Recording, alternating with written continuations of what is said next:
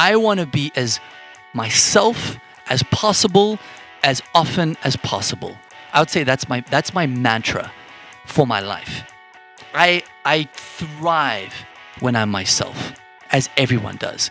I make it my mission to try be the best version of myself, but not the best. I'd say the most authentic version of myself all the time. What's up, everybody? I'm your host, Patrick Cook. Welcome to Being.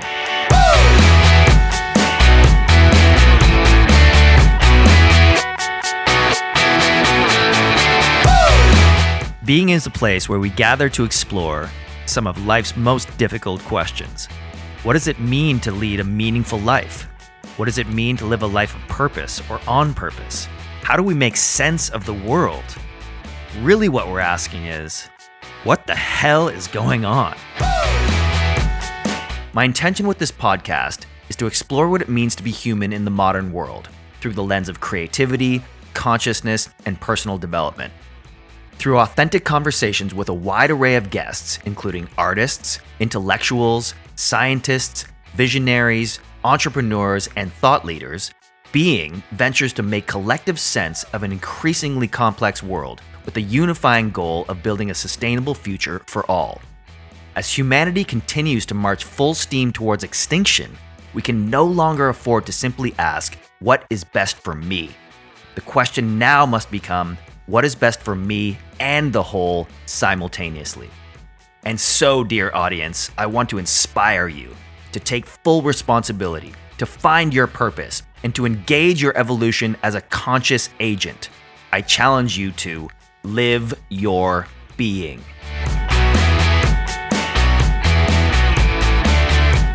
If you're enjoying the content, please do subscribe to the show and get a new episode delivered directly to your device every Friday. And as always, I love hearing from you. So please do rate and review the episode on Apple Podcasts, Stitcher, or whichever platform you prefer. For show notes and more information, head on over to being-podcast.com. Now, on with the show.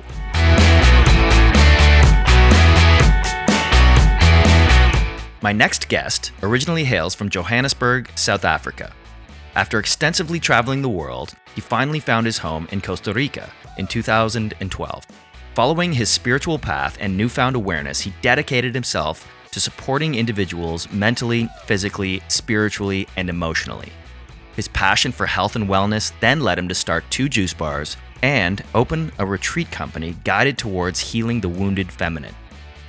Now, his primary quest is to guide men in living consciously and on purpose within all relationships.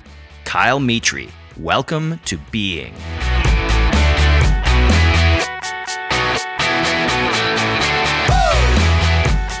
Kyle Mitri, welcome to Being. What is going on, my brother? My brother, it is an absolute pleasure, man, to be on this podcast. Look, we're in person, too. This is the first time I've ever done this podcast in person. Yeah, man. How exciting. What were we calling it? The Jungle Podcast? That's it, right? You know, and it's we're on this sick, awesome couch with this Inca blanket. We're both cross-legged like we're meditating. The Conscious Man Podcast.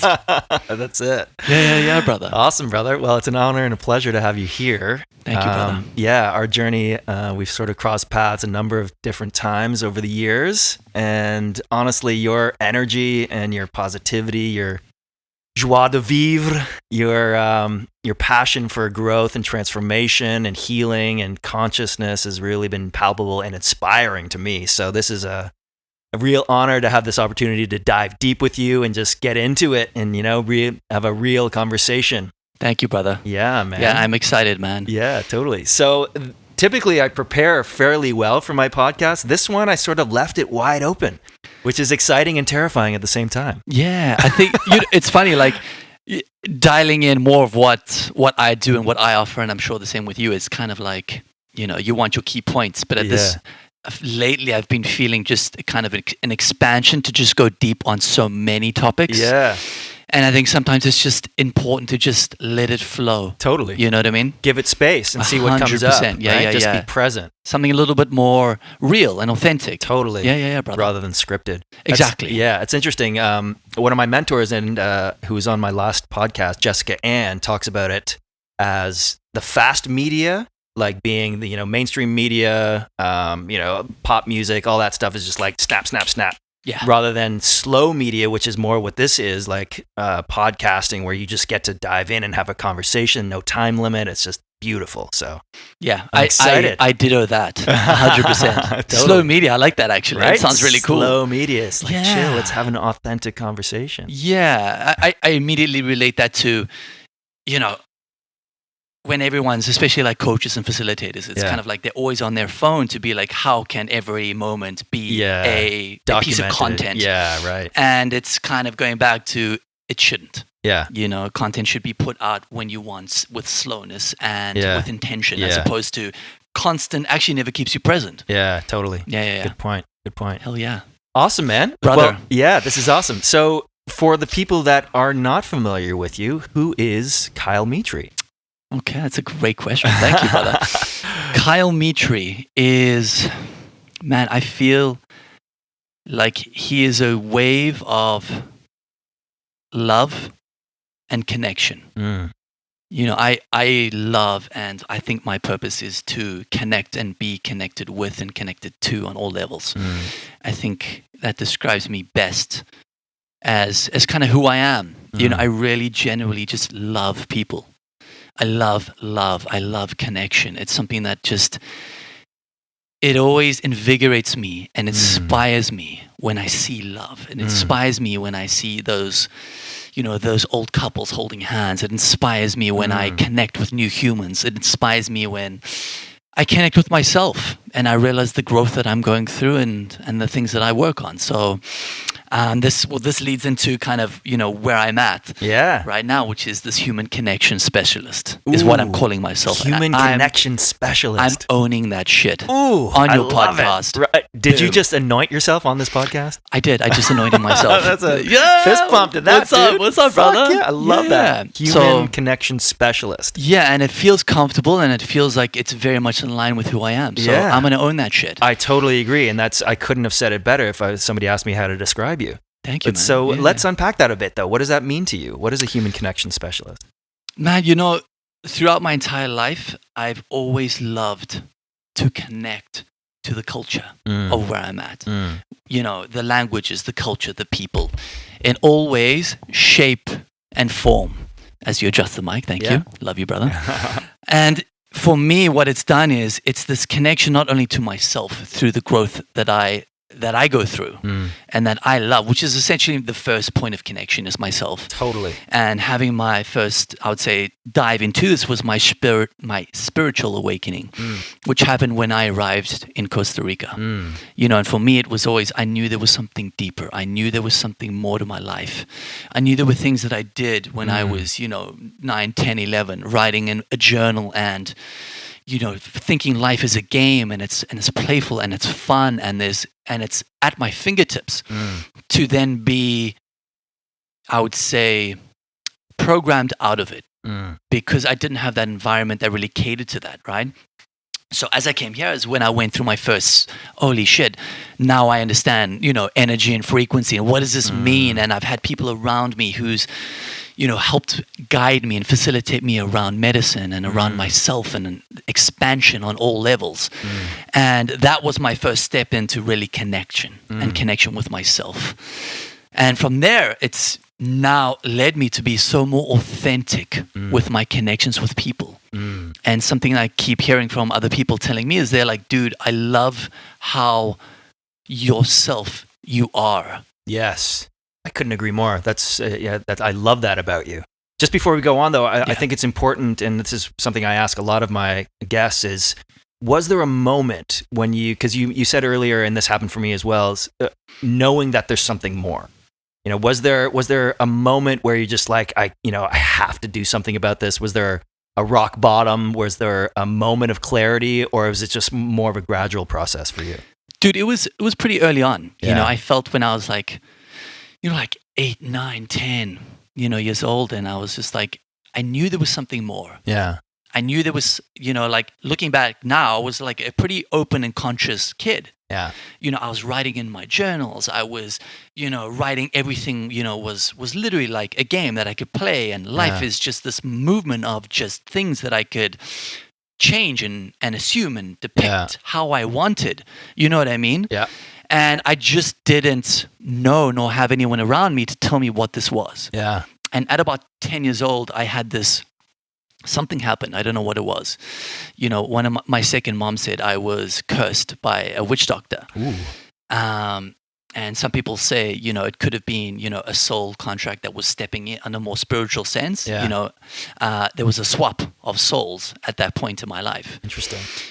Because I went from this 9, everything's going well, I was doing okay in school, to 10 years old, something happened. I don't know what happened. I've tried to go back and meditate through it. I just don't know what happened. But I had that 180 of who am I? Became depressed. Started getting way worse at school. Was suicidal literally from 10 years old up until I came to Costa Rica at 25. And I spent the better part of more than a decade and a half, wanting to kill myself and, loading, guns, putting them in my mouth early on. Fuck, really? Yeah, dude. Holy shit. And hoping I had the balls to really pull the trigger. Wow. So it was very emotional, man. It was something that still triggers me today and it releases a lot of emotion. Dude, I can feel the emotion from you right now. And it was, dude, I went through that for a long time. So I was crazy surprised that I made it to 18. That was, that was for me, that was the biggest thing in the world. Like I made it to 18. I was like, I never thought I'd make it to 18. Were you supported as a child? Like, was there any abuse or trauma to speak to? No, not really, dude. Which was one of the things, I always had an amazing childhood. Yeah. My parents were as supportive as they could be. Yeah. For the kind of child I was. Yeah. My brother ahead of me was, a student. Everything kind of went well for him. I was always in support of him. And I don't know why, but it's like the script flipped completely. And I was in like this darkness for fucking 15 years at least. Wow. And, and my mom would take me to therapists left and right. None of these guys knew how to, treat me, challenge me, connect with me at all. And they would just put me, I was on like Prozac, Epilim, Zoloft. Like you can name it, dude. By 10 years old, I was taking about 10 to 15 pills a day. What? Yeah. Oh, that's just insane. Yeah. And this is where, in South Africa? Yeah. So eventually, what ended up happening was my mom was like, fuck this. She's looking at me and she's like, I'm literally like, 10, 11, 12 now. I am like, my head's down. I'm like basically drooling because I'm completely numb. And my mom sees this and she's just like, fuck that. She's like, these doctors have no idea what they're doing. They have no idea in any way, shape, and form how to, connect with me on any level. Yeah. And she's like, I'm cutting off this. So she called turkey in my ass early. Wow. Which was a huge thing for me. Yeah. And in a good way? Like initially, was there massive like withdrawal and stuff? Yeah, 100%. I think I blocked a lot of that out. Yeah. I don't remember a lot of that phase. Yeah. But, essentially thanks to her, which was a beautiful thing, which kind of at some point I used my anger towards her because she was the closest thing to me, but she was also my guiding angel. Yeah. You know what I mean? Yeah. So she was there supporting me as much as she could, but still unbeknownst to her what was really happening to me, which no one really knew. So it was a long time of just, going through this. I was a very conscious kid to very dark and, very, very, very dark. Ooh. Dude, this is bringing up so much for me. And I just want to sort of jump in here for a second. Like I work a lot with addiction and people around alcohol specifically, but what comes up a lot is this feeling that people don't belong to this world, right? And I think that's kind of what you're describing. It's like you were this beautiful, conscious kid, but it's like you don't fit with this society, with this world, and so you go into this dark place. And I don't know if this is true for you, but a lot of the people I talk to, they say that, and they go into this depression where they feel that they don't belong in this world. And that's something I've explored a lot because I think it's exactly what you're describing. Yeah. For me, and I'll just break it down quickly, is when we come into this world, into this existence, into this soul, into this body, when we're born, we are like light beings, innocent, pure light beings. And then we come into this world and we immediately start to be programmed and conditioned and into our environment, which is necessary for survival, obviously. You know, we rely on our parents or our guardians or whoever, the tribe, to inform us how to survive in this environment. So we're constantly taking feedback, right? But that shapes us in a way that moves us away from our truest essence, you know, because we're depending on other people, we're taking information from other people, and it's lowering our vibration. That innocence starts to erode. And so by the time you get to middle age, puberty, and that sort of is like, you're so conditioned and looking externally for validation and how to navigate the world, you've lost that sense of self. And that disconnection fundamentally causes this friction, this distortion, that it ends up being either depression or addiction or suicidal tendencies. So that is that fundamental divide. And I think what we're talking about, and this was true for me, is the awakening comes when you're like, holy shit, wait a minute. This person who I'm portraying in the world, this role that I'm playing, isn't really me. But then there's this identity crisis. You don't know who you are, right? And so that typically happens at middle age, but it can happen at any age. It's a midlife crisis, right? But that it manifests, the pain of that disconnection from truest self is so real and palpable that you're either depressed, you're on medication, you're addicted to drugs or alcohol, something to numb the pain of that disconnection. 100%. Right? And so it's our job, I think, in this sort of awakening, air quotes, is to come back to that truest essence of who we are. And that's difficult. It's not easy because you're trusting yourself on a deep layer. And this has been part of my process, trusting myself and my truest essence, absent of any external validation or input. Does that resonate for you? 100%. Yeah. Dude, everything you just said right now is exactly spot on. Right. And I think the word that would not triggered, I would say the word that resonated with me most was distortion. Yeah. It's kind of like this, you know, when the TV is on that, it's distorted. Yeah. And it's kind of like fuzzy. Yeah. Or the radio dial. Yeah. You know? And it's like, and it's waiting to tune in, like, you know, back in the 80s, you know, before the TV We're came aging out. ourselves, dude. Dude, legit. What are you talking about? I'm 21, bro. What are you talking about? And that is exactly what it is. It's kind of like you're in this distorted no man's land. Yeah. Because and it feels uncomfortable and the icky. external environment hasn't catered to that divine child that you were. Yeah. You know, like they say in the yogic philosophy, it's very much, you know, from 0 to 3, you know, you have this divinity that's unprogrammable. Right. And then from like say 4 to 7, that's when, you know, your structure starts coming in. Totally. And then 7 and up is when they start programming you for, you know, fears and so on. Yeah. So there's actually like a time frame they take you through, which is interesting. Yeah. And it's really exactly as you put it. You feel so unsettled in your own body. Yeah. Because I was believing everything is a certain way. And then you come out to a point where it's like saying, actually, Kyle, you know, leave the classroom because you're not behaving enough. Do this because you're not doing this enough. And we're just going to numb you because of X, Y, and Z. Yeah. And, you know, I've actually worked with kids that went through the same thing that I've been through. Good for you. Is the idea that they have no one who's basically saying, this is what you're going through. Yeah. And this is why it's happening. Yeah. So the mom and the dad, who doesn't really know what to do, just goes with what the therapist says. Totally. So they don't understand it either. 100%. Right? So they, as much as they try, they just don't understand it. So they go to doctors who, in my experience, have no idea what they're talking about. Yeah. Because, and I'm talking more the kind of like Western philosophy. Yeah. Because we go to the spiritual awakening. And we were all these awakened children that essentially went through a large amount of programming to take us out of it. Yeah. And we go through this remembering process to come back to ourselves, which I'm super grateful that I had the opportunity to remember and come back to something that was familiar. So coming to Costa Rica, it was immediately engaged with energy, frequency, medicine, earth, Mother Nature, Pachamama, coming back to myself and remembering, life is a game. Life is fun. Yeah. I can project myself into this 3D world as I see fit. Yeah. You know what I mean? Yeah. And I just feel, again, so much more comfortable with myself. Yes. Authentically. Beautiful. And just with intention. And now I'm like, oh my God, now I know what that kid was feeling. Yeah.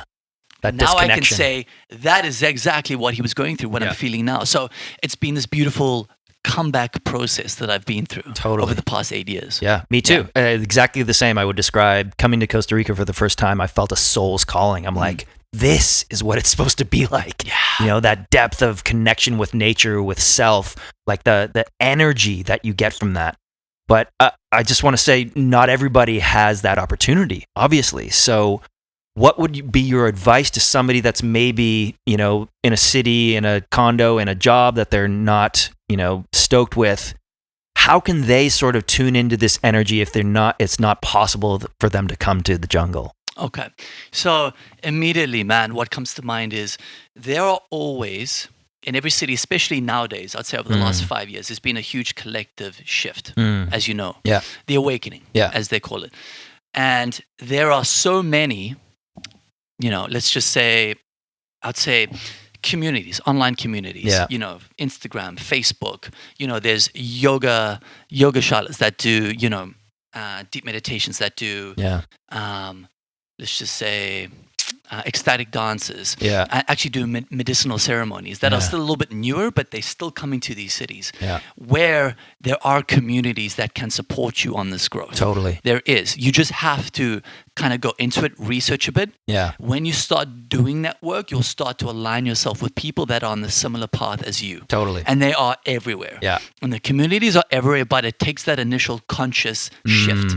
Totally. So we call it like conscious competence. When you start thinking about something consciously, going, I need to shift in this direction, you start elevating your frequency to that direction. And then eventually it becomes subconscious competence, right? Yeah. So it just starts, you start aligning yourself naturally with people without even thinking about it. So I would say that. Yeah. Start looking online for community. Start looking on, you know, for like a local, you know, yoga space that provides, you know, that does, you know, cacao ceremonies, that does ecstatic dance, that does, you know, something that just feels kind of right to you. Yeah. I would say shift into that place, shift into that awareness. Yeah. Try one thing and it would lead to another, and it will just be this exponential roll of taking you into another community. Yeah, I totally agree. But I think even before that, there's a lot of people that I encounter definitely that have a level of shame maybe around themselves or fear, and that stepping into a place like ecstatic dance or a group workshop is beyond their comfort zone. So even those are great ideas. I totally agree. But even before that, maybe I just want to say, tuning into yourself on an individual level, maybe that's, you know, just go on YouTube, check out a guided meditation, check out some breath work, you know, do some journaling, just things that can sort of start to tune you into that frequency before you make that shift into, say, an ecstatic dance. Because that can be an intimidating situation for a lot of people, myself included. Like, you know, when you step into that, and it's, for people who don't know, ecstatic dance is basically... I'll let you describe it. What's ecstatic dance? Thank you. Yeah. You're a great interviewer, by the way. I love this. Cheers, brother. Dude, I couldn't explain it better myself. Yeah. It's true. I come from my perspective, Yeah. and I've always been very, very quick to jump into anything. Yeah. But obviously coming from you and your clients and people that are listening, 100%. I would say, let's start with the basics. Yeah. So building a healthy routine in the morning. Yes. And what that is I have to, you know, shift people on this. Okay, well, what is your first step? Yeah. Like you say, go onto YouTube, do a guided meditation, and so on. So it kind of just gets you more familiar with your shift in terms of awareness, spirituality, consciousness. I mean, there's so much. There's so much on, you know, you could talk masculine and feminine with David Data, and then you could just go on so many tangents to get you into that kind of awareness. And then I would say start with something that I would say is your routine, which means how are you waking up? How do you wake up? So I'll give you an example. So when I wake up, my initial routine is I always drink a glass of water. Excellent. Always, 100%. You know, my body has to be immediately hit by something natural. My body has to resonate with this, and you know, water to me is the best frequency of this happening. You know, and I never cold. I try to have it always like medium, and you could always do, you know, a bit of lemon, or you could do apple cider vinegar, something that just, you know, helps your little pH balance a little. Cool.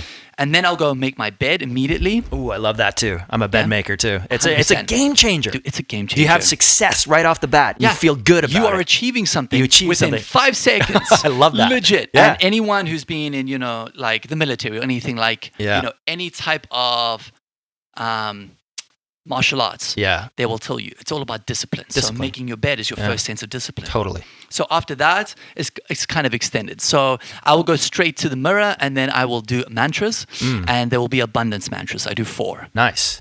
So from my 4 abundance mantras, I sit on the floor, and then I get into a deep meditation. Awesome. And I keep it simple. I keep it 10 minutes, and that's it. Yeah. And it's a guided breath meditation. Cool. Simple, simple, simple, simple. I don't want to get into my head or try to think my way out of thinking, which doesn't make sense. You're right. So going straight into breath work is the best way to be present with your body. Yeah.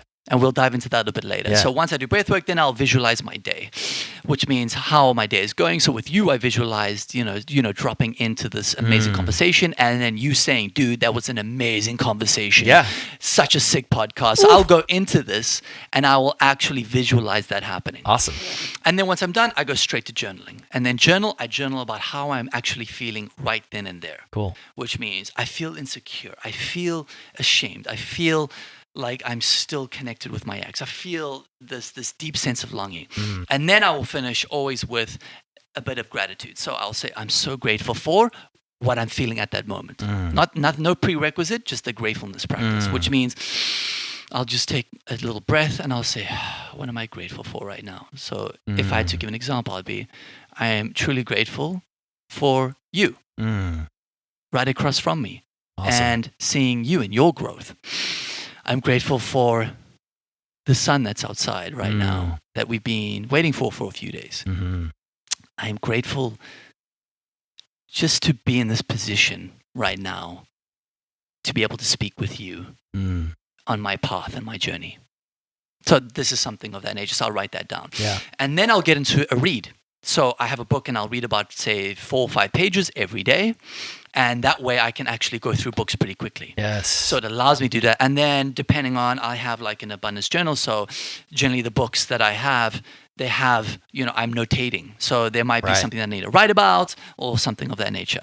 Once I've done that, then I'll do maybe a little movement, something like 5 minutes, super simple.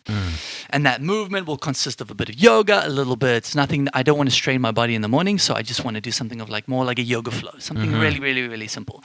So my whole day's routine starts, and it's about, say, 45 minutes. From there, love that. I will then make myself coffee and grab my phone. Right. Do a bit of emails, check some messages, and then I will try get to the beach early morning. Yeah. If I don't get to the beach early morning, I will definitely get to the beach later afternoon. Right. And my day kind of starts from there. Awesome. And so this is basically the routine that I do. So mine's a little bit more extended than most people's, but it really keeps me in the space of myself. Yeah. It really keeps me connected to me, and that's how I can start my day. Oh, it's beautiful. And it only takes like 45 minutes. This is like one of the objections a lot of people have is like, oh, I don't have time for it. Bullshit. That's bullshit. It's total bullshit. You can do it so quickly. Yeah. And tuning in the morning, I think, is so, I'm a huge fan of this. I call it the non-negotiables for my morning routine because it sets you up for your day. You are tuning in every morning when you wake up. It's an opportunity. How do you want to live your life? How do you want to live this moment? And you get to decide. Yeah. And what happens is exactly what you talked about. Most people, what do? They go to bed anxious about money or relationships or some regret that they have. So they're in that anxious mode when they go to sleep. When they wake up, what's the first thing they do? They pick up their phone. They go right back into that anxiety, that fear, and it gets caught in a loop. You go around in this cycle of fear and negativity. You don't even know you're in it.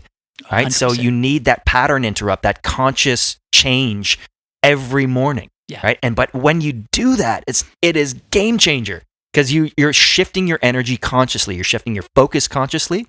And then it shifts also where you create from.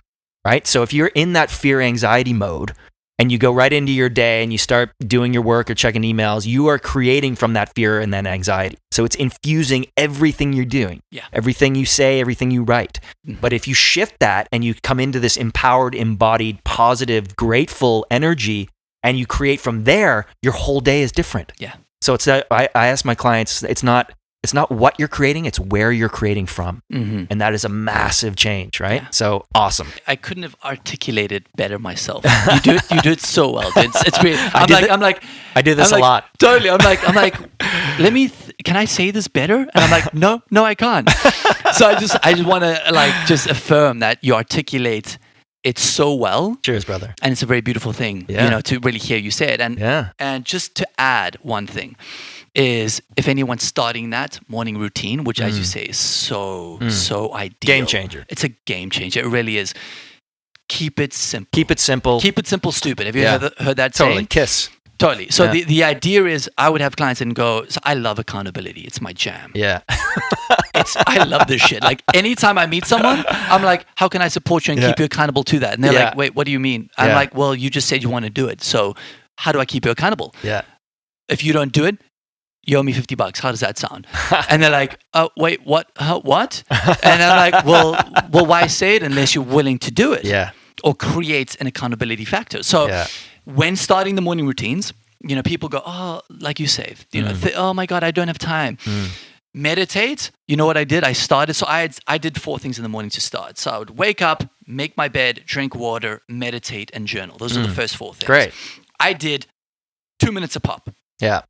Basically, drink water, make bed. I did 2 minutes of meditation and 2 minutes of journaling. Done. Simple. Less than 10 minutes. Legit. Awesome. Legit. It was actually I think I started, my whole thing was 5 minutes at first. Right. And then it went to 10 minutes and then 15 and 20 and so on. Yeah. So there's no excuse. When you're creating a habit, you just make it as easy as possible. Yeah. So if you can't do 10 minutes, you take it to 5 minutes. Yeah. If you can't do 5 minutes, you take it to 1 minute. Yeah. If you can't do 1 minute, you take it to 30 seconds. Yeah. Literally. Yeah. Which means you sit down, close your eyes for 30 seconds, and that's it. Take 3 deep breaths. Totally. And then the next day, take 4 deep breaths. Yeah. Next day, 5. Yeah. And you will always naturally build up this accountability and habit building technique. Totally. It's very, very, very simple. It just takes consistency, and that's it. Yeah. And conscious choice. You got to do it. Yeah. 100%. And to add, you asked me before, ecstatic dance. Right. Just to get back on the road. Let's roll back to that. So ecstatic dance, I'm a huge fan of. Me too. And it's this. I first got into it through my friend Amber. Amber Ryan. Amber Ryan. Superstar. Just a shout out to Amber Ryan. Yeah. She's shout out to Amber. A soul sister. I got to get her on the show. Oh she's on my list, actually. Man, she's a darling. She's a queen.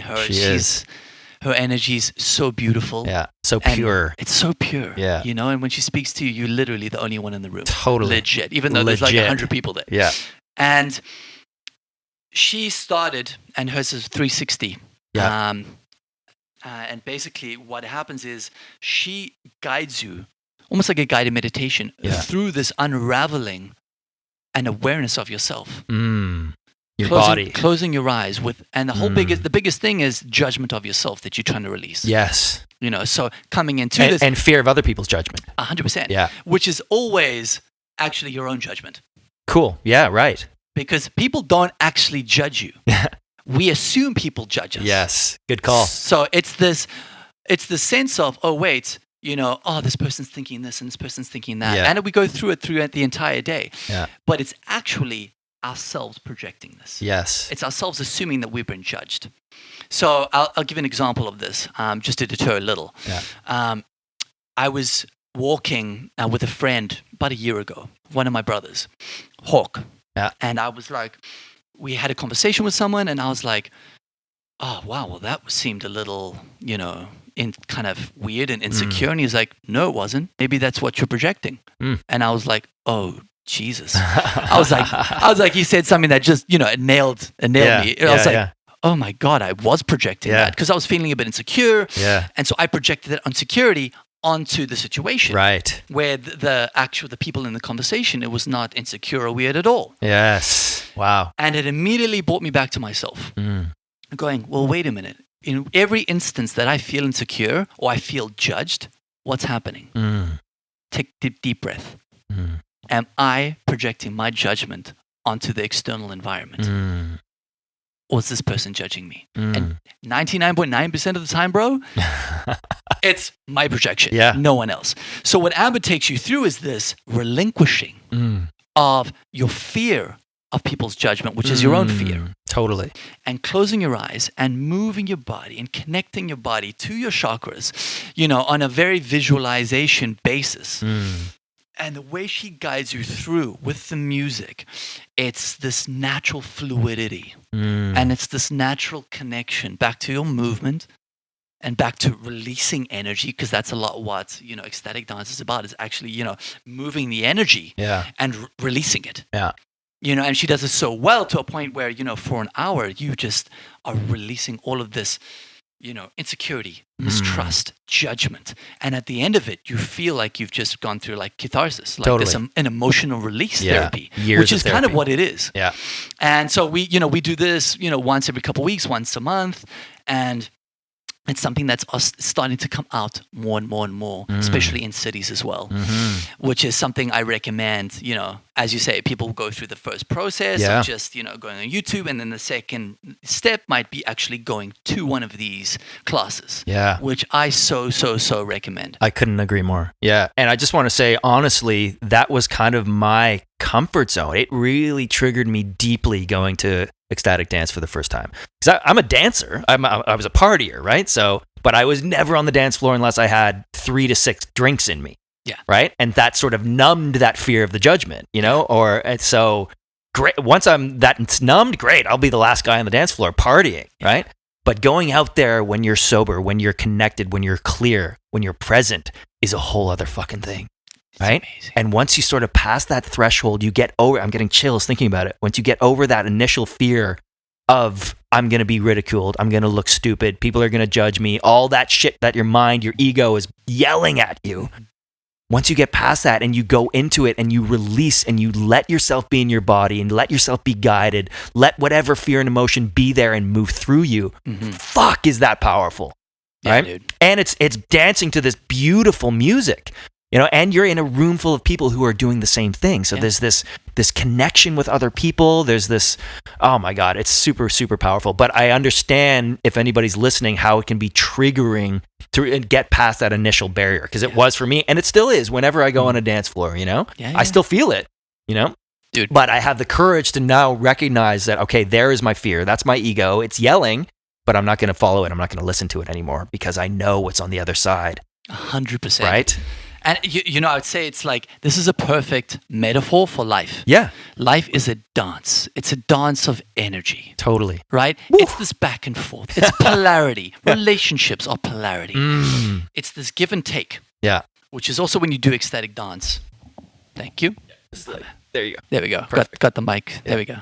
And, it really is, and this is something I also teach and I do, is this idea behind the polarity. This sexual polarity. Yes, let's dive into that. The sensual polarity, right? Yeah. Okay, now we can get a little deeper. I like this.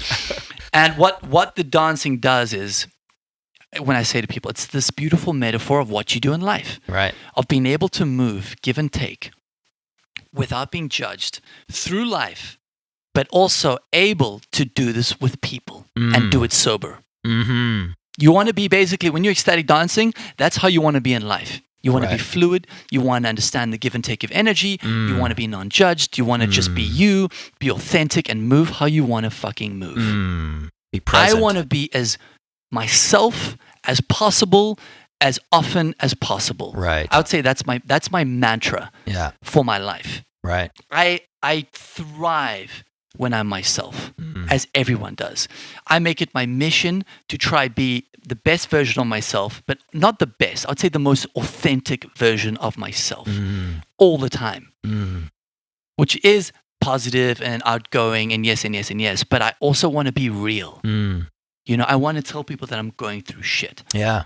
I was just going to say, what comes up for me when you say that is, I totally agree. And what the biggest hurdle for me in going to or being my authentic self is trust. Trust in myself. Trust that I am enough to be like. So one of the biggest fears for me, and why I sort of hid in the corner in alcohol and sort of the darkness for so long, is that I didn't think I was worthy. Well, it was twofold. I didn't think I was worthy. There was enough self-doubt that if I really went in and authentically expressed myself, would it be good enough? What would it be? Would it be accepted? Right? And this is that deep programming we were talking about when you're a child. You're programmed when you're a child to do what's going to get you what you need in that moment. Right? So be it love or affection or food or whatever it is, you're programmed to behave in a certain way in order to get that. And then when you behave in a certain way that isn't in alignment with what the parent deems as appropriate behavior, you're shamed or you're punished, right? So you're constantly pinging the world to see what's available or what's acceptable, right? And so in what happened to me is I internalized that as, okay, I'm not enough. I need to behave in a certain way in order to be accepted externally, in order to get love and attention and affection, right? Yeah. And so that translated into a lack of trust of who I am at the deepest level. And so even though I felt this deep sense of potential and power within me, it scared the shit out of me. And as I sort of pushed it away and, went into a bottle to sort of, numb that pain, right? And so trusting that being my authentic self and showing up as my authentic self is beautiful and true and okay and acceptable and worthy of love was something I needed to get by, 100%. Yeah. Thank you for sharing that. It's like, it's this idea, right? As a coach, as a facilitator, as the life of the party, it's so much pressure to be up here. Yeah. And that's what I found. It's, Kyle's a fucking ray of sunshine 24/7. Yes. And what I came to, and I was happy and I did amazing shit and I've done amazing shit since. It's now I am okay with being vulnerable. Yeah. So through a recent breakup that I went through, for the first time in my life, I actually had my brothers and my sisters next to me, supporting me, and me opening up to them fully and going, I feel like my heart is ripped out of my fucking chest and I don't know what I'm doing. And it's okay. And it's okay. And I'm going to sit with my emotions as much as possible. Yeah. They're not going to define me because everything passes, but I'm going to be okay with feeling like my heart is dissipating. Yeah. Feel like that person who I've loved and thought I was going to, marry and have children on top of a mountain with, you know what I mean? Yeah. Left. And it was okay to feel this pain and not run away from it, not distract myself and be like, let me opposition thinking, mindfulness, this, that, all of this stuff that is actually a distraction. It's just a spiritual bypass, basically. It just sounds better when you say, I'm meditating through this, right? But at the same point in time, it's being vulnerable. And this is something that I feel well, and that I encourage other men to do, is step into some real vulnerability. Yes. Which means be fucking honest. Yeah. Being honest with where you are right now and being able to communicate this to your partners and your friends and your loved ones. Which is sitting with it and go, right now I'm feeling extremely vulnerable. I feel nervous. I feel like I'm not myself. I don't feel like a real man right now. Yeah. Because I'm lost. Yeah. And we all go through this right now. And something that's, I think, collectively happening with a lot of men is the sense of, okay, we've been asked to express our vulnerability. And we're figuring out how to do that because we're becoming deeply vulnerable, which is a beautiful thing. Yeah. But we haven't been safe to do it before, I think we haven't been safe to do it before, but I still feel like that container is still needing to be set. Yeah, totally. So there's this point of, I've been a part of it, but it's also I reach out to a lot of men who are now stepping into this expression of vulnerability and it's not really being held. And it's being seen as maybe weakness or being mothered. Yeah. So there's this point of, I'm really, really searching into the sense of vulnerability, but at the same time, we're trying to find our purpose. How do we set in this world as men? We don't go get the food anymore. Yeah. Our women are earning as much, if not more money than us. Yeah. And they're stepping into their power in such a beautiful way, which we're such in support of. But at that point, we're in the state of, how do we navigate these things in our life? And a lot of men are confused. Yeah. A lot of men are just unable to realize how to navigate this. And that's why, this is the work that we're doing. And this is the work that we're trying to step forward to help guide and facilitate. Totally. Or speaking from me, men in general. Yeah. I couldn't agree more. And vulnerability is so important, especially as leaders. Like, for example, I just started a new coaching program, the Fuck Yes Club. Yes. And it's predicated on, like you were saying, my passionate, excited, involved, embodied energy is like, fuck yes, like let's do this, like let's be ourselves fully, authentically. And so that's a lot of what attracts the people to my program is that energy. But at the same time, yesterday, I wasn't feeling it. I was like kind of tired, kind of heavy, but I was honoring that. Yeah. So I hopped on and I did a live in my group. I'm like, hey, I'm feeling vulnerable. I'm feeling down. And some of the people are just like, oh, fuck, thank you for saying that, because it gives me permission to feel that. Yeah. I don't have to be at the top all the time. Yeah. But I think the danger is, and there's 2 points here, the danger is wallowing in that energy, because then it becomes victim consciousness. It 100%. becomes victim identity when you become identified with your plight or the world is against me or your pain, right? So there's this line, I think, where you need to honor the pain, but not live in it, not stay there, right? Yeah. Honor it to the point where you give it space to heal and then move past. Yeah. Consciously choose something else. Yes. The other point I wanted to make is about men, and being vulnerable it's kind of counterintuitive, because we're taught to be these strong providers, and that's kind of we're rewarded in society for being emotionless, basically. Yes. Right? And so I think now, especially in this day and age, if you are a man operating in this world and you're not in touch with your emotions, you're not able to navigate when you're triggered, you are at a distinct disadvantage, where before it might have been an advantage to be emotionless and devoid of emotion. Now, in my opinion, it's a disadvantage. So that's 100%. Why it's so powerful that the work you're doing and a lot of the coaches in this sphere, men's work, is allowing men to feel safe to be vulnerable. Yes. Because it's not a weakness, it's your power. That's where your fucking power is, right? And I think, I hear a few times about, what is men's work? And I feel that sums it up fully. Great. Is allowing and supporting the brotherhood to be vulnerable and to express vulnerability. Yeah. I think vulnerability has a bad trick to it. Yeah. But it's really that. See, just when you said that, I have the old programs popping up in my head. Yeah, vulnerable means crying and being a wimp and a little bitch. We're just gonna sit around in a circle and talk about our feelings. That's for fags. That's the story in my head. Yeah. All of us are programmed that way. Oh, for sure. Right? It's crazy. I'll give you another program that we have.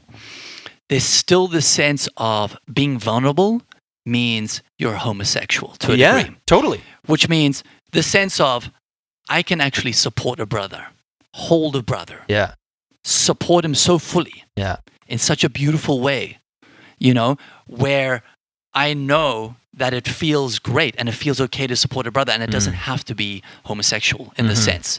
But I see the sense of always, contact dancing with brothers, being emotionally open with brothers. It has such a bad stigma to it that it's starting to be rewritten. Yeah, totally. In such a beautiful way. Yeah. And I couldn't agree more. Awesome. So it's a great subject, brother. Yeah. It is. Yeah. And I honor you for the work you're doing in that regard. Thank you, brother. Thank you. Hey, are you feeling lost, anxious, frustrated by the state of the world? I get it. The world is a pretty messed up place right now. Maybe you're even distracting yourself from the pain with things like alcohol, social media, Netflix, gambling, shopping. I know. I did it for years. This is why I've made it my mission to support brave souls just like you in taking back creative control of your life, finding a deeper sense of purpose, and building a solid foundation of certainty, even in such uncertain times. This is exactly why I have created the Fuck Yes Club. A 6-week online journey. I am looking for 15 to 20 badasses who are ready to supercharge their powers of manifestation as the conscious creators of their own reality. This program is for people who are tired of living in uncertainty and fear, sick of living up to somebody else's standards, fed up with not fulfilling their highest potential. This is for the people who are ready to tap into their infinite well of creative power and start creating the life they have always wanted. We are in the midst of a massive transition. Great change is upon us, and we're being called to grow and evolve in ways that we may have been avoiding. Is it your time? Are you ready? There are only 2 answers here, people. No and fuck yes. If you are in the fuck yes category, then immediately go to www.thefuckyesclub.com right now for more information and to secure your spot. Now, back to the show.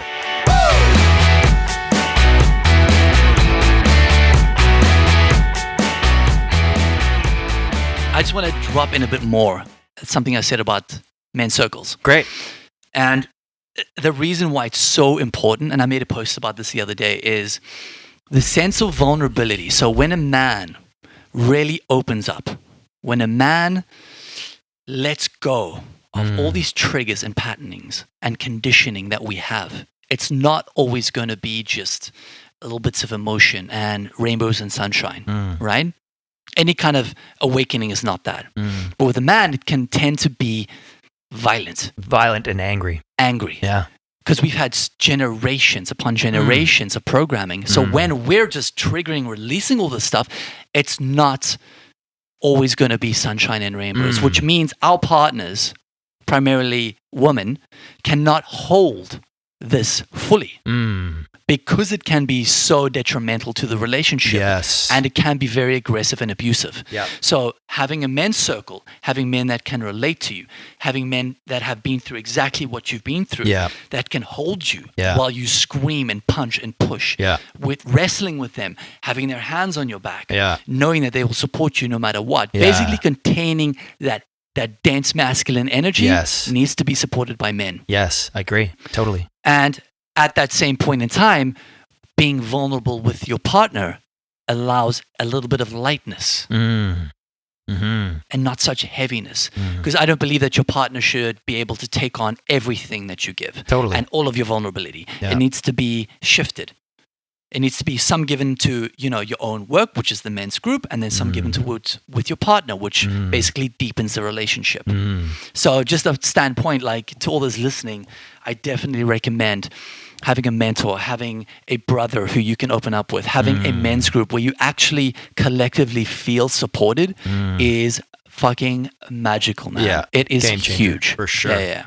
And even in these times, there are, if you can't make it to a physical men's circle, there are communities online. So 100%. Definitely check them out. Yeah. Absolutely. And there's a lot of brothers that are doing things with, these online Zooms where, it costs nothing. They basically just want to hold space for men who need to be held right now and nurtured.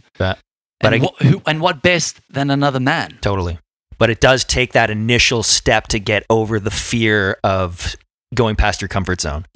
Of being seen as weak or, gay or whatever the fear is of showing up in that way. It does take going beyond that comfort zone. So just want to honor that in people who might be listening. It's like, fuck, I can't do it. It's like, just, if you summon the courage to just step into that place once and feel that energy, then I guarantee you'll keep going back because it's so nurturing. And let's take it a step further. To anyone who's listening, why don't we put like an action behind this? So what would be, if you're scared and triggered by stepping into a men's circle or anything of that nature, what would be the first thing that you could do of a step towards moving in this direction? And how can we support you? I think that's a question.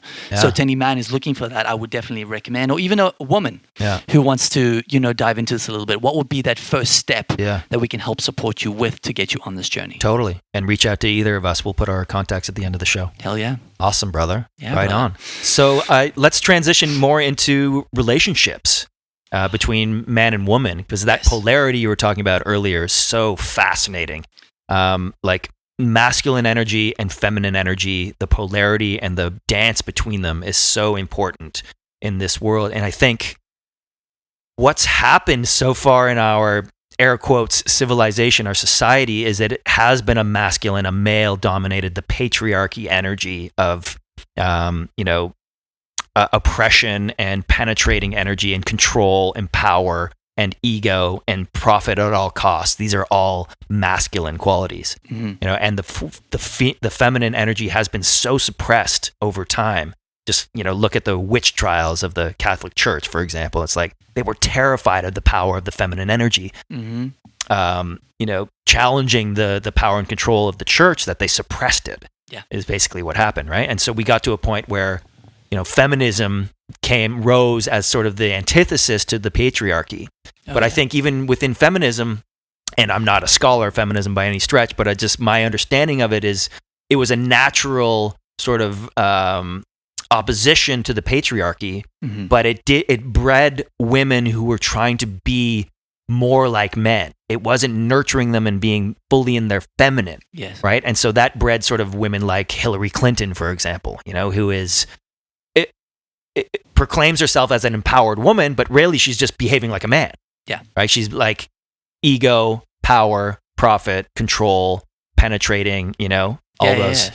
So I think what is necessary in our world now is a rebalancing of the feminine and masculine energies, but the feminine fully standing in their power and the masculine fully standing in our power. Yeah, and recognizing that we hold both within ourselves. Absolutely, 100%. So let's unpack that a bit. What do you mean by that? Okay, so, we talk about, the divine feminine, would be Mary, right.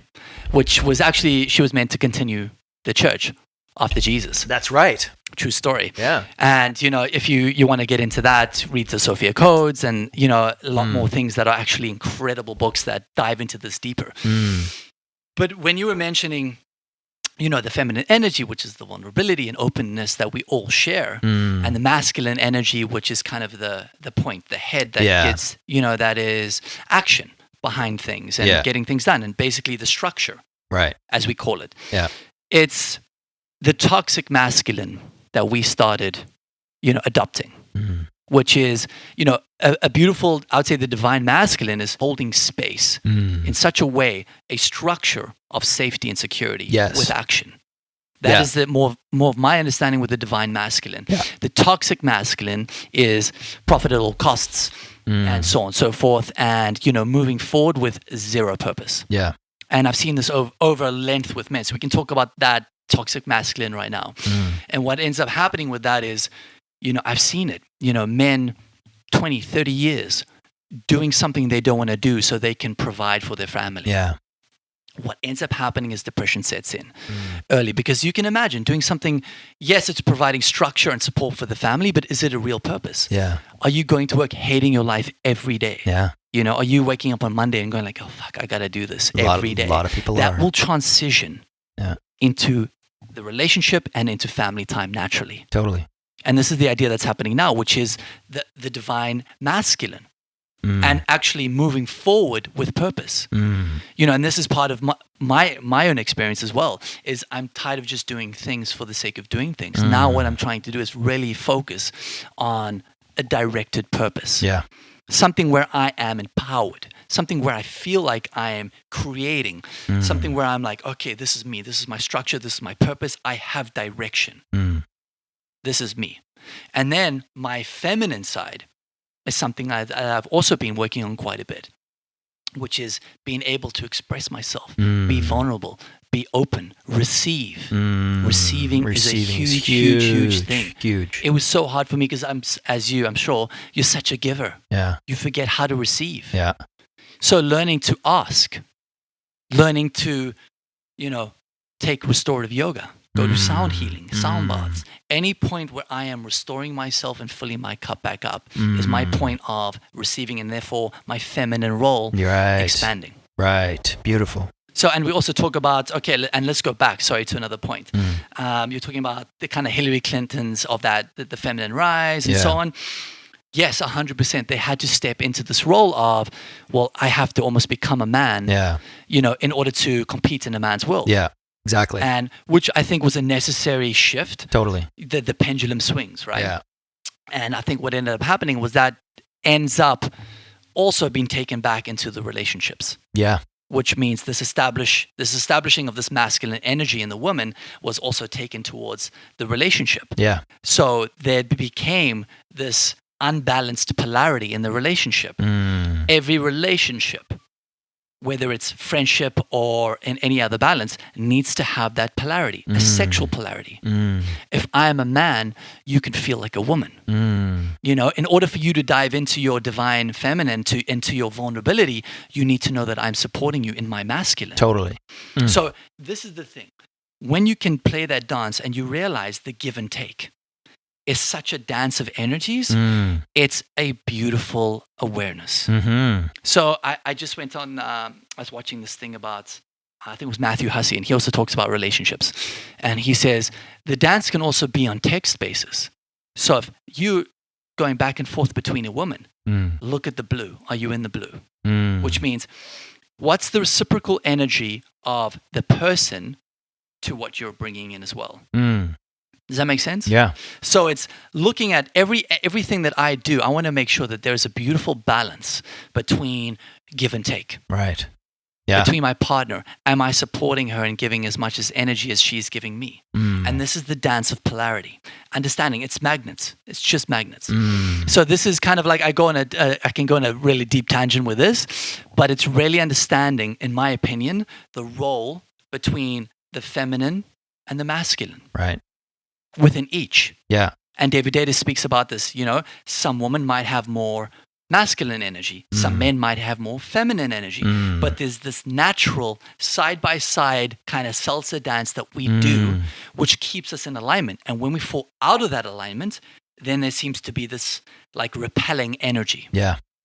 It's like when you become too feminine in a relationship, what ends up happening? You start repelling your partner because she might, if she's not stepping more into that masculine, then there seems to be repelling energy of two feminine energies. It's just how it works. And I think that's a good point where, when we talk about men being vulnerable, there is another fear, be it unconscious or conscious, that if I'm being vulnerable with my partner, she will not be attracted to me anymore. Yes. I'm not holding that polarity of power. Right. So there's that fear but like you said, each of us has feminine and masculine within us. Right. And so we have to be able to embody both. For men, typically you have more masculine energy, but you need to nurture that feminine energy as well. Right. Yeah. But what you were talking about earlier is about men being coddled or mothered or disempowered. I think that's shifting in too much in the direction. It's like, oh, I need to be vulnerable. Oh, I need to placate my partner. And so you end up being this beta male who is placating his partner. And that's not really what the woman wants. Yeah. She wants some of that nurturing vulnerability, but she also wants you to stand in your power and to take action and to have purpose and to protect and to be safe, right? 100%. So, and this is something that we see a lot is men are starting to shift into this. We're being asked to become more vulnerable. But at the same time, is that container held for us to be vulnerable? Yeah. Because yes, 100% I could say, okay, yeah, you need the perfect balance of the masculine energy of, baby, we got you. Yeah. We're stepping into our masculine. We have our purpose driven. Yeah. We got you. Yeah. So then she can relinquish some of that power and really dive into her femininity. Yeah. Right? And relax in that. Yeah. And this happened to one of my other partners. It was very much, I was all over the place. And I wasn't really responsible with my finances. I wasn't really stepping up as a mature man. And she ended up seeing that as more of like a feminine energy. And it actually started repelling her. And she also said that. She was like, look, I need you to step up as a man and be more responsible for things. And so the next partner that she had that energy. Right. He was, a little bit older. He had his shit together in terms of just business. Yeah. And he provided that structure for her to really fall into her feminine and go, okay, hey, this guy's got me. I can actually just relinquish the reins and be romanticized. Yeah. Or romanced. Yeah. So, and that was a big lesson to me to be like, okay, wow, I'm really seeing the difference between the energies. Yeah. Right. So now me stepping forward more into my purpose and my masculine is going to help me really balance my energy out. Right. Because going through it also takes time. To ask a whole collective of men to now shift into this more vulnerable energy or this expression of vulnerable energy, it's going to have to sit there for a while. And I'm actually just about to make a post on how do men ride the wave of uncertainty today, which is the sense of, hey, it's going to take a little bit of time for us to figure out and become vulnerable and express this vulnerability and then find this beautiful polarity back towards establishing that purpose and that drive towards, creating that beautiful masculine energy. Yeah. So it's just this dance and it's going to take a little bit of time for adjustment. You know what I mean? Because it's very easy to stay here and be like, yeah, you got to have that perfect balance and da-da-da. But I think the awareness and the conversations that we're having is just breathing more light onto this. Does that make sense? Yeah, totally. And I think a great example of this polarity and holding that powerful masculine versus the feminine happens in sexuality, where you are holding that space as a man. It allows the woman to fully surrender, fully explore her sexuality, her pleasure, her creativity, her expansiveness, because she does feel held and she does feel safe. And it feels good for a man to hold that polarity, that power, that's grounding force, to allow the woman to expand. And that polarity, like you're talking about, is where the sparks come from. Yeah. Right? When you're fully embodied in your masculine and the woman is fully embodied in her feminine, that polarity is where the sexual magnetism, the spark comes from. Yeah. Right? Well, if you think about it, when you attracted your partner, right? Yeah. Generally speaking, you both are in a really good place. Right. Yes. Especially, I would say, a more significant relationship. Right. Right? Someone of, a twin flame or something of that nature. You're generally both in your power. You're right. Individually. Right. She's in her feminine and rising and in her power in that way, and you're in your masculine. You know what you're doing. You're just feeling confident and strong, and you naturally draw each other in. And that's just part of it. And I think it's such a beautiful thing when you recognize that, and we just generally fall out of that gradually because we forget to do the work. Yeah, right. Or we become codependent in the relationship. Right. And we lose understanding of what that polarity looks like. So, but that's also the dance. That's our humanness. Our humanness is to forget, to stop our routines, to stop the work, and it happens. Yeah. But the consistency of doing the work helps us keep us in check. Yes. Totally. Yeah. So it's a beautiful dance of energies, and I recommend that people just, I think, do a little bit more research on what masculine and feminine energy is, and understand how that plays in a term of dance. Yeah. Because it really helps you visualize what it means in a relationship. And I've been playing with that as well just recently. It's just, if I'm giving a bit of energy to someone, how am I receiving the energy? If I feel like I'm giving too much and pushing the energy away, then I pull back and the energy comes towards me. And it's this beautiful dance that I love playing with, that I'm just becoming way more aware of. Yes. And actually just testing myself with. Yeah. And you just nailed it, though. It takes a level of self-awareness in order to be able to recognize and feel those energies, then to navigate them. So this comes back to the morning practices, right? Tuning yourself at the beginning of the day 100%. to cultivate that conscious awareness of your energy, how you're feeling, what your emotions are, what your thoughts are. And so when you do get into situations where, like this, what we're talking about, you can recognize what the energy is going on, what is happening between the polarities, and you can navigate it consciously, not just from unconscious programs like we were talking about earlier. So true. I mean, it's basically like, guiding yourself back to your intuition. Yeah. And that is your guiding light. That is your central nervous system in a higher alignment that knows what needs to be done. So if you can tune in the morning, so this could be actually, like, for any of our listeners, this could be a very interesting and I would say, like, productive exercise, is tune yourself in the morning, sitting with yourself for 10 breaths, your meditation or your morning rituals, however that looks, just to tune into your body again. And then throughout the day, recognize that dance of energy between man and woman, of the give and take, of the back and forth. Yeah. And just feel it. Yeah. And really try to sink into how that looks and how that feels. And you start to recognize that it is all a dance of energy. Yes. So what just came up for me there, it takes two to tango, for example, so. Or three. Or three. just say. But what happens, what would your advice be if you are doing this work to become more conscious of yourself and your energy, and maybe your partner isn't?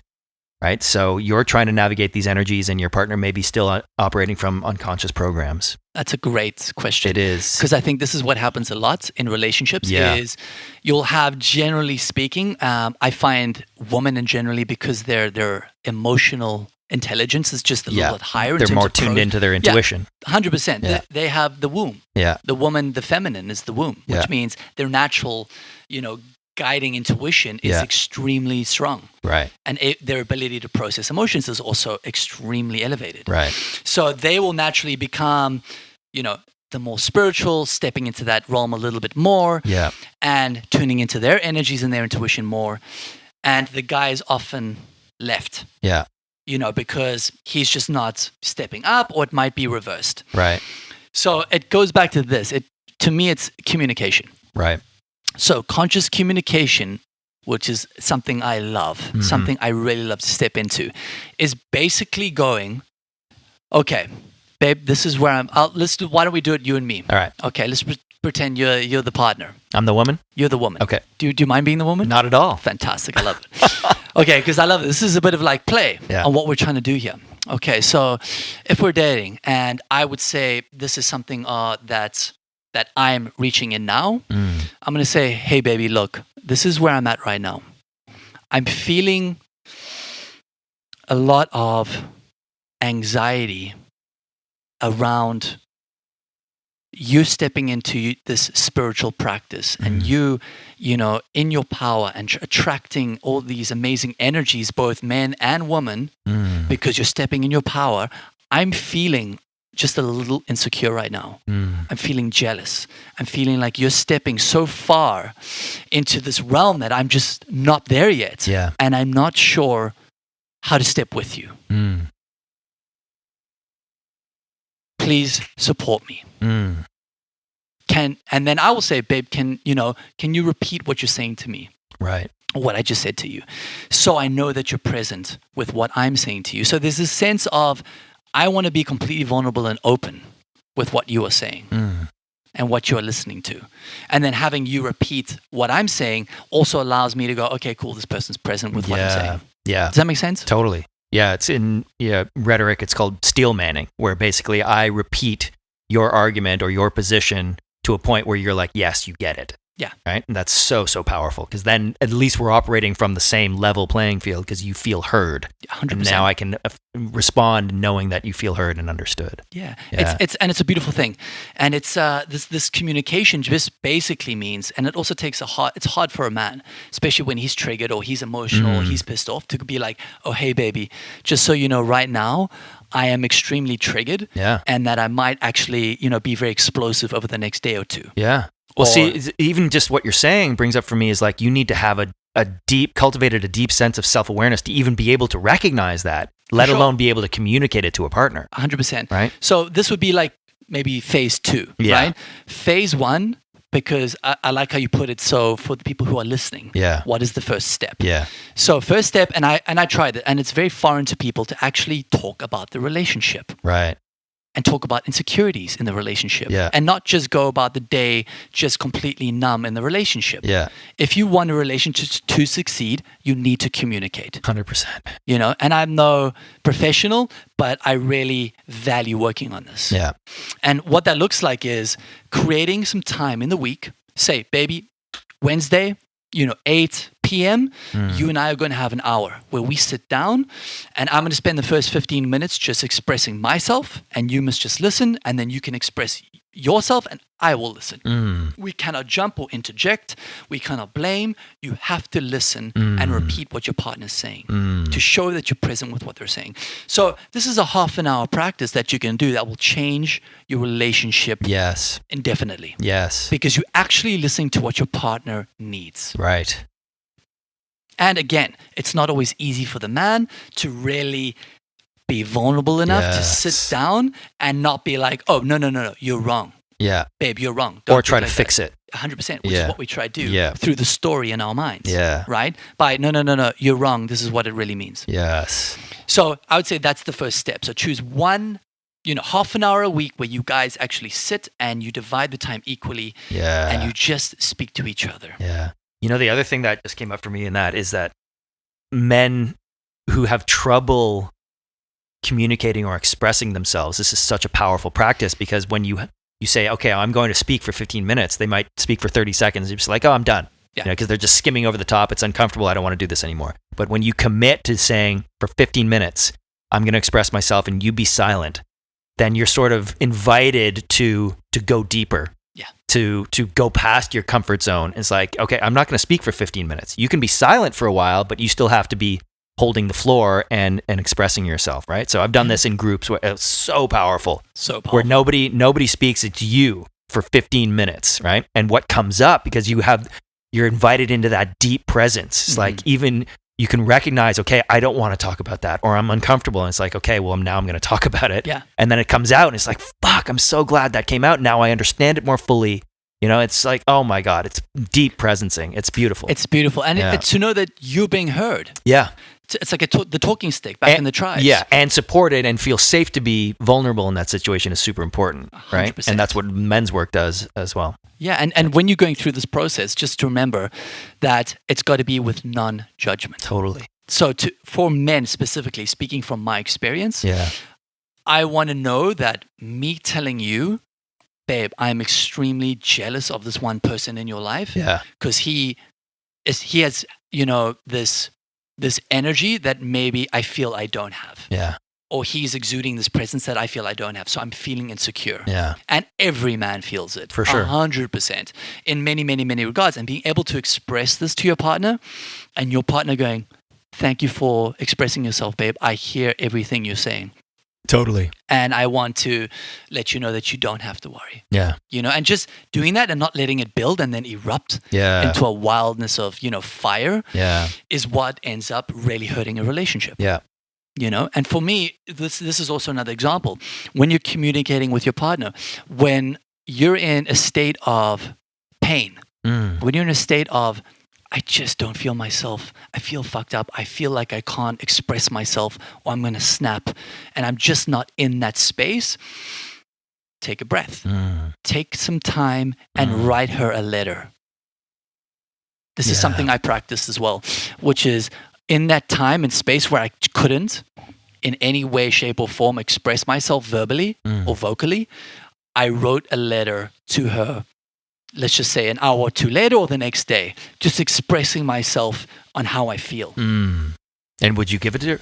Yeah. So I'd give it to her, it would be text. Right. So not a physical letter, but like a text or like Right. an email or something like that where I can actually go in fully and be super, super vulnerable. Yeah. And then I'll give it to her so she can read it. Yeah. And it's always received well. Yeah. Always. But I think the danger or the precaution in that is if you are in a triggered emotional state, it is a good idea to either write it down now and then revisit it to see how it feels before you send it, right? Yes. You don't want to send it in a triggered emotional state. No, never. Always thank you for, never send anything when you're triggered. Yeah. Anytime, whether Yeah. it's business or otherwise. Let's just define what is triggered. What does it mean? Triggered for me, let's dive in while the cutting in the metal in the background. Oh, yeah.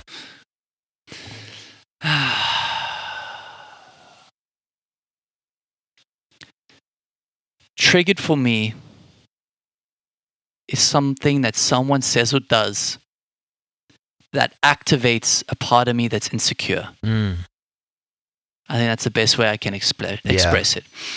And generally speaking, we can dive into another topic if you want, which is navigating the spiritual woman, being in a conscious relationship. And what I hear is, I've had a lot of bros come to me like, dude, I'm dating this woman and she's very spiritual and it's amazing. And we are triggering each other fucking left and right. She says something, I'm pissed off. I say something, she's pissed off. But we still love each other. It's still there, but it's constant triggering, which means it's constant upheaval of emotion. Yeah. How do we navigate this? Yeah. And it's just the sense of when you're having these deeper connections with your partner, it ends up, we say it's like almost like a kind of a soul contract that you're with this person. Yes. It's the perfect mirror at the perfect time. Totally. I was just going to say that. To learn what you need to learn at that point in time, or heal Yes. what you need to heal at that point in time. Yeah. So it's going to be triggering. Yeah. When you're in this conscious relationship and you're wondering why the fucking passion is so much there, but you're triggering each other left and right, Yeah. it's just going to be there. Yeah. The best way to do it, and I would say work through it, is communicating to each other. Yeah. One, which is going through the conscious communication once or twice a week, not all the time, because you don't want to make your entire relationship about, communicating about triggers. Yeah. And then finding something light and fun to do in the relationship as well. Right. Something I learned. Yeah. Good one. Which means it's important to talk and communicate about these situations because they're going to come up. Yeah. But at the same point in time, you want to make it light. Yeah. That means whatever's going to take you out of your heads and just make it fun and enjoyable together as a couple, I recommend doing that at least once a week. Yes. Totally. Because it's so easy when you become more conscious and aware and conscious communication, what it looks like. Eventually you can, paralysis through analysis, right? Yep. You're just going to go, every fucking day is, I'm triggered. How do I do this? What is my process? How do I let it go? What is my release? My journal, my this, my that. And it becomes too much. Yes. You have to remember to keep the relationship light. Yes. Good one. One thing I just want to add to that is how do you know when you're triggered? And for me, tuning into that embodiment we talked about earlier, the practice of embodiment really helps with it. Mm-hmm. So some of the indications when you're triggered, if you immediately have a reaction, your heart rate goes up, your blood pressure goes up, you get hot, you get like tension in your jaw, something, those are physiological responses to some trigger that's going on, right? Oh, for sure. So if we're having a conversation, in a relationship and it's starting to elevate and you can feel in your body, like, you're being triggered, right? So that's the time and once both of us are triggered, nothing positive is going to come from that. No.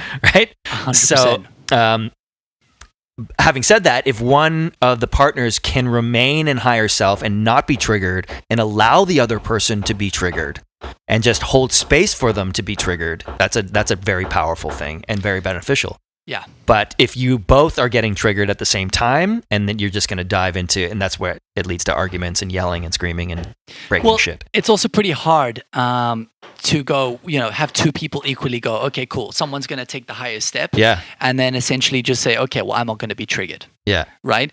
But the idea behind that is, I think, there could be a technique of, if you both are triggered, you have a word or a phrase that says, let's revisit this in an hour. Yeah, totally. Basically, let's stop the conversation. Let's revisit this in an hour. Yeah.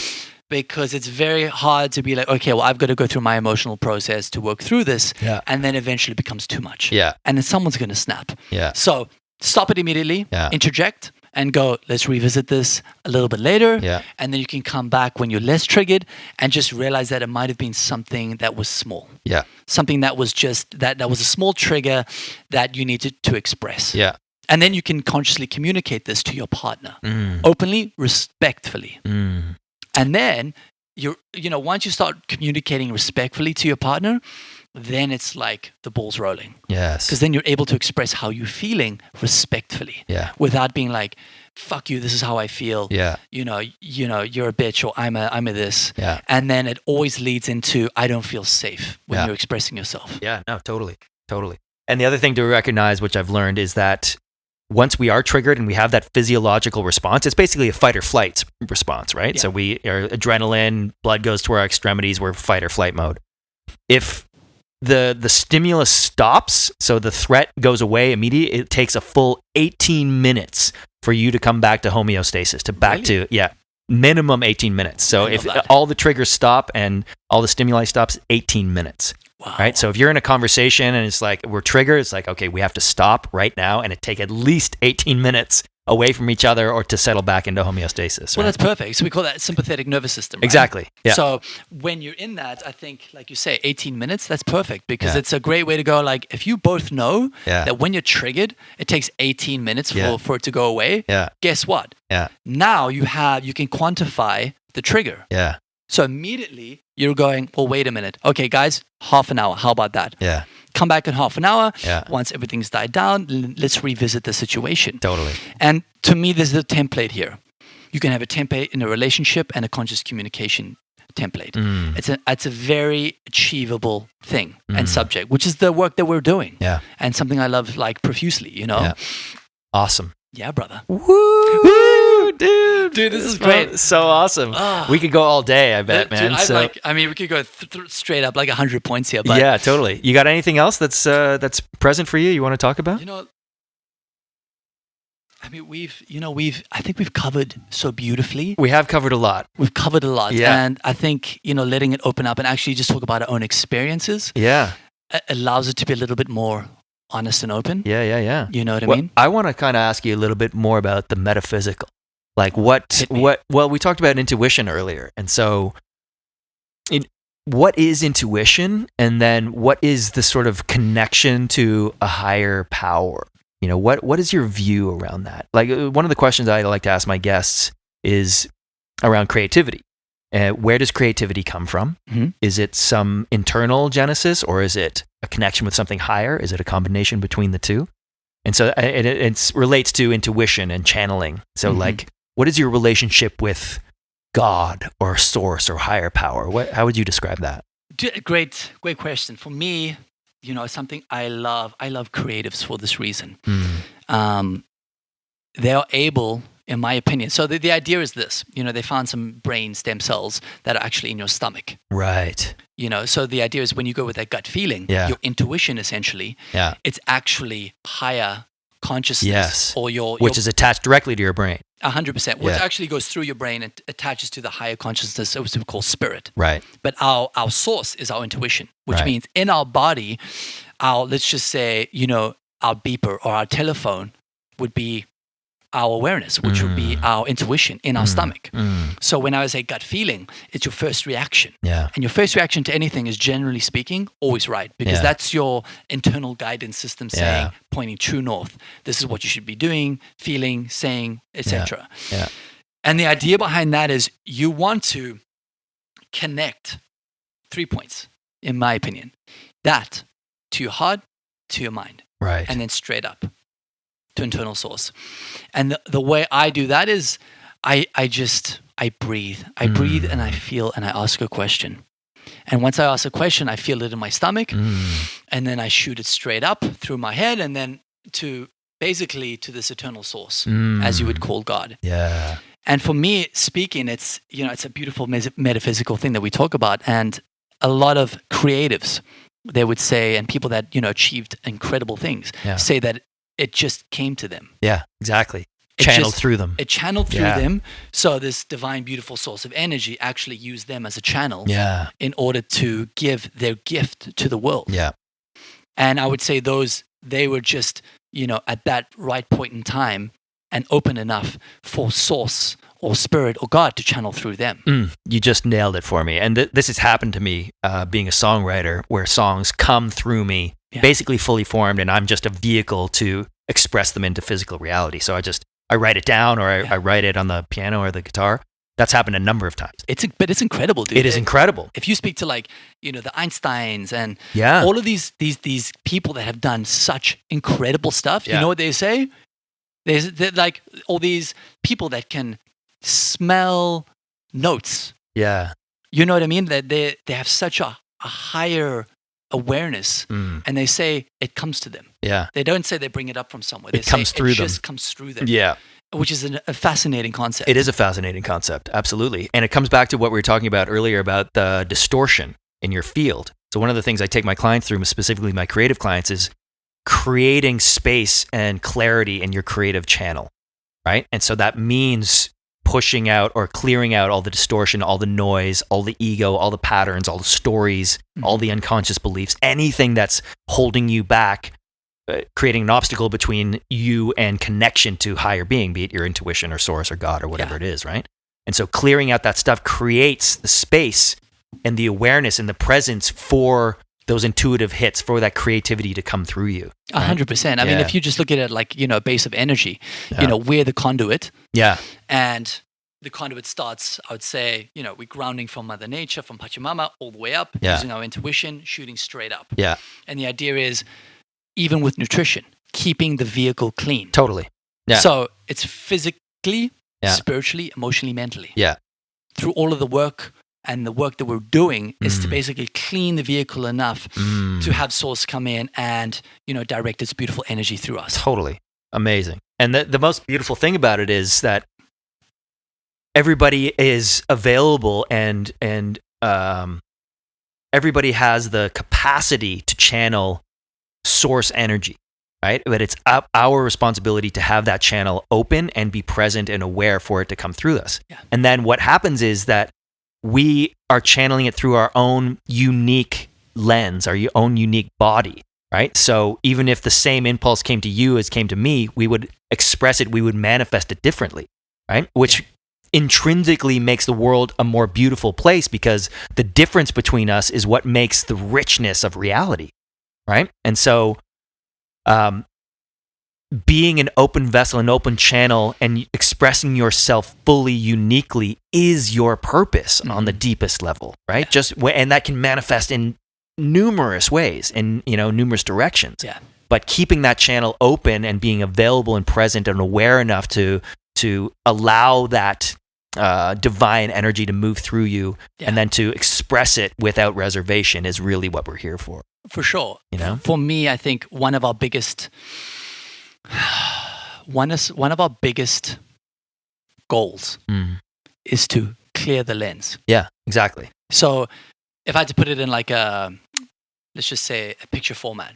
So we have our beautiful soul, unconditioned. We have the lens, which is the programming that we go through in this internal body, and our projection onto the 3D world. 100%. So now what our goal is through the work that we're doing to remember and to clean the slate constantly through the work and the medicine journeys and everything that we're doing is basically to try get our soul to project its authenticity or its complete untainted naturalness onto the earth. Ooh, beautiful. I love that. I mean? That's exactly so it's almost like taking a squeegee and basically every time you're doing work, you're doing this. Yeah, cleaning and you're taking a few more bugs off. Yeah.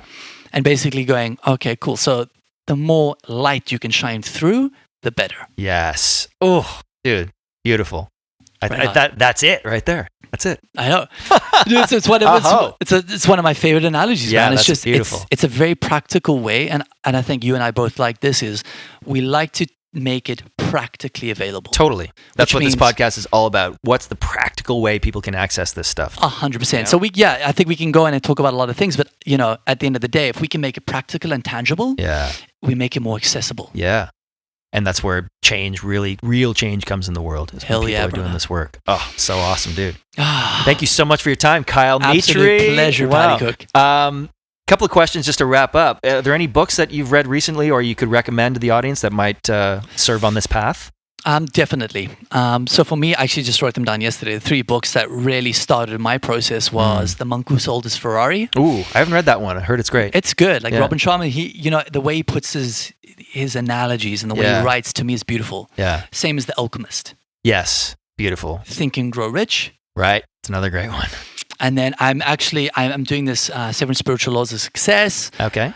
Which is another one. I'm starting The Power of Now in the next couple of days. Oh, have you read it before? I haven't read The Power of Now. Oh my God, it's a life changer for me, dude. Do you know what I started before was The New Earth? Yes, right. Which was potent. Yes. And I had to reread each page like 5 times. Dude, I've read The Power of Now probably 4 times now. And actually, I read it the first time I got to Costa Rica. It was the first book I read here. And it was just like... Game changer. Game changer. Like the teacher arrived when the student is ready, right? Yeah. And I was like, oh my God, it's so powerful. Highly recommend that book. Yeah. Amazing. All right, last question. If you were to take all of your wisdom, all of your knowledge, all of experience, and boil it down into one sentence, what would it be?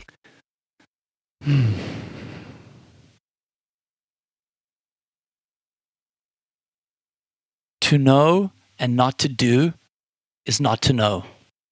Ooh. Ooh. Ooh. Boom. Just gonna leave it at that. Boom. Drop that shit.